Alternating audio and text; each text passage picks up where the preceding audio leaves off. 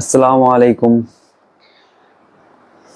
আজকে কথা বলবো Argentine big game changer player বিশ্বকাপের মধ্যে যারা কিনা হতে পারে ওই রকম 3-4টা প্লেয়ার নিয়ে কথা বলবো। তো সবার আগে নাম আসে নিকো পাজ। বর্তমানে নিকো পাজ ভালো ফর্মে আছে, ভালো ছন্দেও আছে।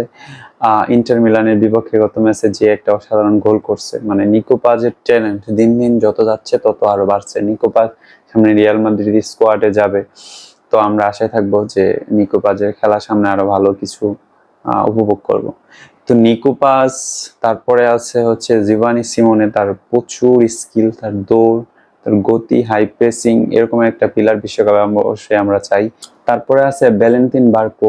এই পিলারটা মানে নিকোলাস তাগলিয়াফিকোর বদলি হচ্ছে, যদিও ওরকম সুযোগ আসবে না যেরকমটা গত বিশ্বকাপে দেখা গেছে যে হুলিয়ান আলভারেস, এনজো ফার্নান্দেস, ওদের মানে ওইরকম ভাবে হাইপ ছিল না। তারা বিশ্বকাপে স্ক্যালোনির মাধ্যমে তারা পরিচিত হয়েছে। তো ওইরকম ভাবে চিন্তা করলে দেখা যায় এই বিশ্বকাপে বড় বিগ থিং হতে পারে মানে নিকো পাস, তারপরে হচ্ছে জিওভানি সিমিওনে।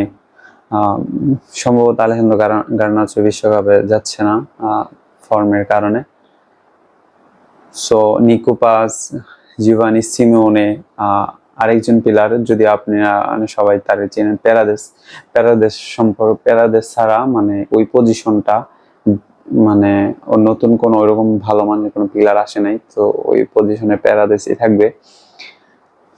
বিশ্বকাপে নিকো পাজ যদি মানে এরকম সময় হয়, যদি কোনো কারণে মেসিরে মানে উঠাইতে হয় মাঠে থেকে, তখন মানে নিকো পাজ ওই সার্ভিসটা দিতে পারবে যতটুকু সম্ভব। যদিও মেসি লেভেলের কেউ নাই, মানে দেওয়া সম্ভব না, সেজন্য নিকো পাজ ওই রোলটা কিছুটা হলে প্লে করতে পারবে।